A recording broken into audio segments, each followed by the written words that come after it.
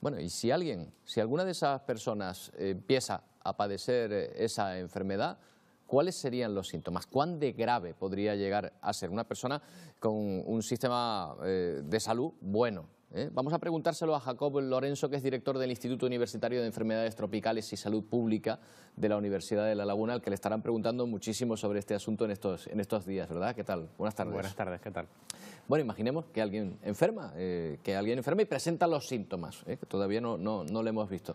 ¿Qué síntomas va a tener? Alguien con buena salud general, Pues lo que estamos viendo en la mayoría de los casos es que son síntomas muy leves, dificultad respiratoria, tos, estornudos, que son los síntomas típicos de un resfriado común. Este coronavirus, al igual que sus primos hermanos, que son otros coronavirus que causan el resfriado común, pues actúa de la misma forma. Entonces, en principio, bastante leves serían los síntomas. Claro, señor Lorenzo, una cosa está clara, que es como una gripe, podría ser como una gripe normal. Lo que pasa es que, claro, como le hemos perdido el miedo a la gripe normal, tampoco es eso. O sea, y las gripes hay que controlarlas, sobre todo determinadas personas de cierta edad. Y eso se ha sabido siempre y se ha hecho siempre, ¿no? Exacto. El asunto sería ese. Las personas que tienen una edad avanzada y que, sobre todo, tienen patologías ya desarrolladas, sería la población de riesgo, pero son la población de riesgo, como bien has dicho, en la gripe, en resfriados y en otro tipo de infecciones respiratorias. Exactamente, por eso se les vacuna a estas personas, sobre todo se les recomienda que se vacunen y hay campañas todos los años de alguna de las cepas, pero claro, siempre pueden coger alguna de las otras cepas de gripe. Es decir, no estamos en una campana aislados en ningún momento, ¿no? Es imposible contener y aislarnos de todos los microorganismos que hay en el ambiente, entonces la forma de prevenir es con vacunas, sí es verdad. Pero recordemos de nuevo, estamos intentando comparar una gripe, que el año pasado incluso la tasa de mortalidad fueron de unos 250.000 personas en países desarrollados. Y lo estamos comparando eso con un coronavirus que en Wuhan, en la zona más afectada en China, tiene una mortalidad de un 4%. En Europa de un 0,7%. Entonces tenemos que mirar cifras y darnos cuenta de que ni siquiera son comparables. También hay diferencias. China tiene un sistema sanitario, pese a todo el poderío económico y militar de aquel país, que es mucho menor que el que tenemos nosotros, por ejemplo, y también una concentración de personas, 1.000 millones de habitantes o más, que tampoco es la que tenemos aquí. Por lo tanto, la gravedad también sería distinta, ¿no? Exactamente. Aquí tenemos un sistema de salud sólido, robusto, lo estamos viendo. En China, dependiendo de las regiones, pues está más o menos desarrollado, pero sobre todo el punto clave, y lo hemos visto desde que se inició esta crisis en China, es que hay muchísima población, hay muchísima gente aglomerada. Entonces el contacto íntimo que requiere este virus pues es muchísimo mayor. Bien, ya hemos visto que se trata de una enfermedad que no causaría mayores síntomas que una gripe. Pero claro, ¿cuál es el miedo de la Organización Mundial de la Salud y por qué ella califica de pandemia y pide estos protocolos? Porque es contagiosa, es muy contagiosa y estos casos todos a la vez podrían provocar también muchísimos problemas a las administraciones sanitarias, a los sistemas sanitarios, ¿no? Exactamente, pero sobre todo a los sistemas sanitarios deficientes. Recordemos que la Organización Mundial de la Salud es un organismo global. No nos podemos olvidar que hay países en determinados continentes que tienen muchísimas carencias en su sistema de salud. Son países pobres. Si tenemos casos de contagiados en este tipo de países, contenerlos o poner un protocolo de contención como tenemos ahora mismo vigente aquí en Canarias y en España, sería súper difícil porque no hay medios para hacerlo. Claro, en estos países, usted ha dado datos, los muertos por gripe normal, por gripe común, a lo largo del año pasado fueron 500.000. Mientras que en los países desarrollados fueron menos de la mitad, 200.000 por la gripe normal. En Canarias, además, hubo 50 muertos en su momento. Esto denota, por un lado, que los sistemas más inmaduros o los sistemas sanitarios más pobres pues contienen peor o tienen peor este tipo de enfermedades, y por otro lado, que bueno, lamentablemente pues la gripe provoca muertes cada año. Esto es así. Exacto, entonces no saquemos las cosas de contexto. Tenemos un virus, sí, es un virus nuevo, de ahí la preocupación. Hay contagios, sí, pero no es comparable con virus de la gripe o con otro tipo de virus muchísimo más terroríficos como el ébola, del que nos hemos olvidado ya, pero que sigue activo también en África y causa estragos.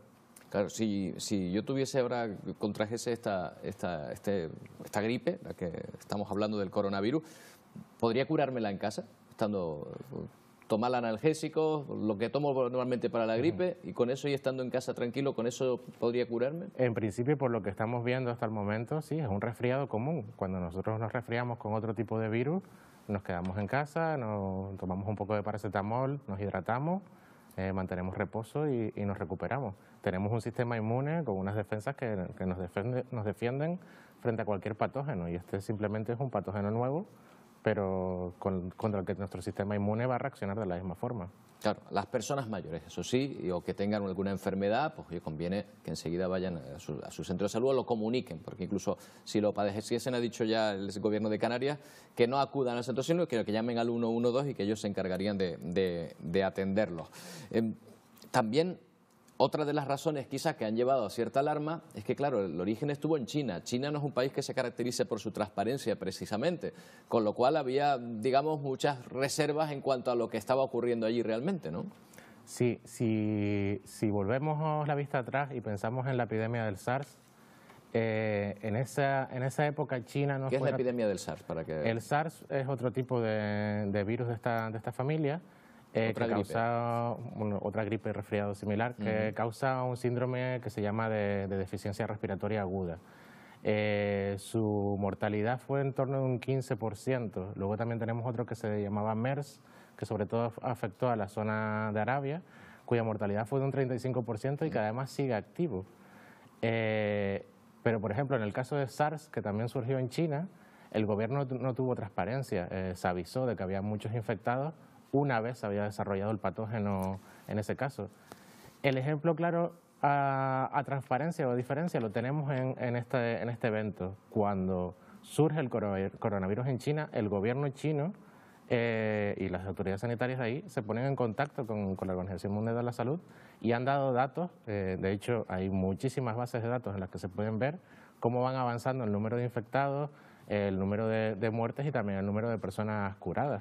Entonces, la diferencia es grande. Señor Lorenzo, estamos ante una gripe, me refiero al coronavirus, estamos ante una gripe estacional. Es decir, cuando llegue la primavera, ¿piensan ustedes que la incidencia del virus con el calor, la primavera, va a ser menor? Hombre, en principio, al ser primos hermanos de los otros virus, de los resfriados, los coronavirus, deberían comportarse igual. Pero es un virus nuevo, surgió en diciembre, estamos viendo los datos que están ocurriendo, esto es a tiempo real, parece que sí, va a ocurrir de esa forma. Entonces, en principio, una vez que bajen las bajas temperaturas, pues debería contenerse un poco más el número de infecciones. Las administraciones están trabajando en su contención, insistimos, en que no se produzcan muchísimos contagios a la vez. Lo que sí parece evidente es que llegado cierto momento, con cierta concentración de contagios, el virus va a entrar y va a ser casi un compañero común en todos los países, ¿no? Este tipo de virus, ¿no? Exacto, no podemos evitar que se hagan viajes internacionales, ya sea por turismo, por negocios. Hay mucho movimiento de gente entre países y el virus, como muchos otros virus, pues está ya distribuido por el ambiente. Lo que sí podemos hacer es lo que estamos haciendo, un protocolo de contención, un protocolo de alerta para evitar que haya un mayor número de contagiados y así contener la propagación del virus. Claro, evitar que todo el mundo se ponga enfermo a la vez, aunque sea de una gripe, aunque sea o incluso de algo con menos mortalidad de la gripe, pero que no se ponga todo el mundo enfermo a la vez, porque eso provocaría un problema de atención sanitaria para todo el mundo. Claro, y otra cuestión, fíjese, usted dice, da los datos, en Canarias 50 muertos el año pasado, en todo el mundo 200.000. Claro, si nos podemos ahora, en aquel momento no nos poníamos a contar las personas fallecidas, si nos ponemos desgraciadamente a contar las personas que al final fallecerán por este virus, que se darán casos, igual que en la gripe anterior, claro, esto puede llevar a una histeria mayor, ¿no? Sí, el problema es que nos dedicamos a contar cuántos muertos hay al día o cuántos infectados hay al día por coronavirus. Pero es que tenemos que abrir ese punto de vista y darnos cuenta que por gripe muere mucha más gente, pero es que también muere gente por malaria y nadie piensa en ella, por ébola, e incluso muere gente por hambre y muere muchísima gente. Entonces, cuando comparamos estas cifras, o cuando nos detengamos a comparar estas cifras, nos daremos cuenta de que en principio no es tan grave. Pues señor Lorenzo, yo le veo tranquilo, ¿eh? Y viéndole tranquilo a usted un experto, pues yo también lo estoy, porque en esto tenemos que atender a los expertos y no a cosas que aparecen por ahí o que nos llegan a los móviles sin saber de dónde vienen ni nada de esto. Muchas gracias por estar aquí y por su claridad. Un placer. Todo, ¿eh?